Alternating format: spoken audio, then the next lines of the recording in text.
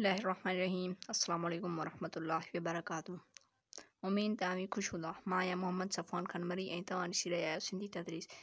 हिन वीडियो में असीं 6हें दर्जे जी इस्लामियात जे ॿिएं बाब जंहिंजो नालो ईमानियात ऐं इबादतूं आहे उन जो तारुफ़ पढ़ंदासीं, यानी पढ़ंदासीं त ईमानियात ऐं इबादतूं छा आहिनि। ईमानियात जेको लफ़्ज़ आहे उहो ईमान मां वरितो वियो आहे। हाणे ईमान जी माना छा? ईमान जी माना आहे दिलां तस्दीक करणु या मञणु, यानी दिलि मां तस्दीक करणु या मञणु। ईमानियत मां मुराद इस्लाम जा बुनियादी अक़ीदा आहिनि जंहिंजी दिलि सां तस्दीक लाज़िम आहे।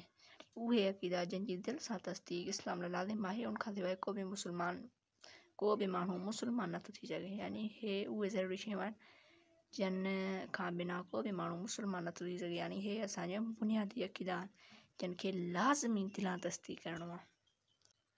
हाणे ॾिसूं था त उहे इस्लाम जा बुनियादी अक़ीदा कहिड़ा आहिनि। उहे आहिनि, पहिरियों आहे अलाह ताला ते ईमान आणणु, संदसि मलाइकनि ते ईमान आणणु, संदसि किताबनि ते ईमान आणणु, संदसि रसूलनि ते ईमान आणणु, क़यामत जे ॾींहं ते ईमान आणणु, ख़ैर ऐं शर वारी तक़दीर ते ईमान आणणु, मरण खां पोइ ॿीहर जीअरो थी उथण ते ईमान आणणु। हे सभु इहे असां वटि लाज़िमी इस्लाम जा बुनियादी अक़ीदा आहिनि जिन खे असां अगरि ईमान नथा आणूं जिन ते त असां मुस्लमान नथा थी सघूं। हिननि ते ईमान आणण सां असां मुस्लमान थींदा आहियूं। हिननि खे असां सभिनी शयुनि खे मञिणो आहे, हिननि ते ईमान आणणो आहे। उनखां पोइ ईमानियत खे असां ॿियो अक़ाइद बि चवंदा आहियूं। अक़ाइद अक़ीदा मां वरितलु आहे जंहिंजी माना आहे पकी ॻंढ ॿधणु। अक़ीदे मां मुराद अहिड़ो वेसाहु आहे जेको माण्हूअ जे दिलि ऐं दिमाग़ ते छांयल हुजे, जंहिंजे नतीजे में उनखां अमाल ज़ाहिर थियणु शुरू थियनि। वेसाह जी माना आहे भरवसो या यकीन। इबादतुनि खे ई चइबो आहे, छाकाणि त इबादत जमो आहे इबादत जो, जंहिंजी माना आहे ॿानप। इबादत मां हिकिड़ो ॿियो लफ़्ज़ अब्द वरितलु आहे जंहिंजी माना आहे ॿानो। इबादत मां मुराद आहे त धणीअ जे हुकुम ते दिलि ऐं जान सां अमल करणु, आका जो हुकुम मञींदे हर कमु संदसि राज़े लाइ करणु। यानी जेको ॿानो आहे उहो पंहिंजे मालिक यानी महबूद जंहिंजी इबादत करे थो उन जो दिलि ऐं जान सां उन जे हुकुमनि ते अमल करे ऐं आका जा हुकुम मञींदे संदसि राज़े लाइ करे, हर कमु संदसि ई राज़े लाइ करे। शरीयत जे ॿुधाए रसूलनि मुताबिक़ ॿानो पंहिंजी आजिज़ी ऐं ख़ुलूस जो इज़हार करे ऐं उन ते अमल करे, यानी पंहिंजे महबूद जे साम्हूं, पंहिंजे धणी जे साम्हूं आजिज़ी ऐं ख़ुलूस जो इज़हार करे, निवड़त जो इज़हार करे ऐं उन ते अमल करे।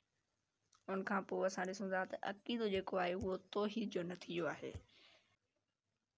जॾहिं तौहीद जो अक़ीदो दिलि ऐं दिमाग़ में पको थींदो आहे त फ़ौरी तौर ते उनजो असरु अमल ऐं इबादत जे रूप में ज़ाहिर थींदो आहे। यानी जेको असां तौहीद आहे उनजो अक़ीदो जॾहिं असांजे दिलि ऐं दिमाग़ में पको थींदो आहे, तौहीद जी माना आहे अलाह ताला खे हिकु करे मञणु।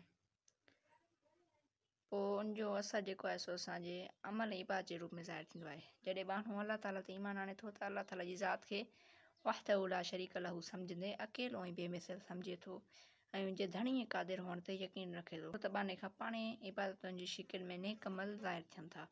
को बि अमल पंहिंजे आका जे राज़े जे ख़िलाफ़ ज़ाहिर नथो थिए, पर इहो फ़क़ति उन्हनि माण्हुनि में थींदो आहे जेके बाक़ाइदे उनखे पंहिंजे दिलि ऐं दिमाग़ सां मञंदा आहिनि, तॾहिं उन्हनि ते तौहीद जो रंग चढ़ंदो आहे।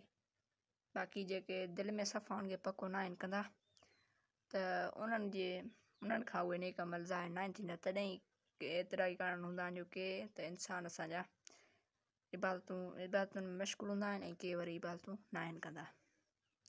जेकॾहिं तौहीद जो अक़ीदो उन्हनि जे दिलि ऐं दिमाग़ में पको थी वेंदो त उन्हनि खां पाणे उन्हनि खां नेक अमल ऐं इबादतूं पाणे थियणु लॻंदियूं, पाण मुरादो। अॼु जे सबक़ में एतिरो ई। इंशाअल्लाह हिकु नए सबक़ में मिलंदासीं। अस्सलामु अलैकुम वरहमतुल्लाहि वबरकातुहू।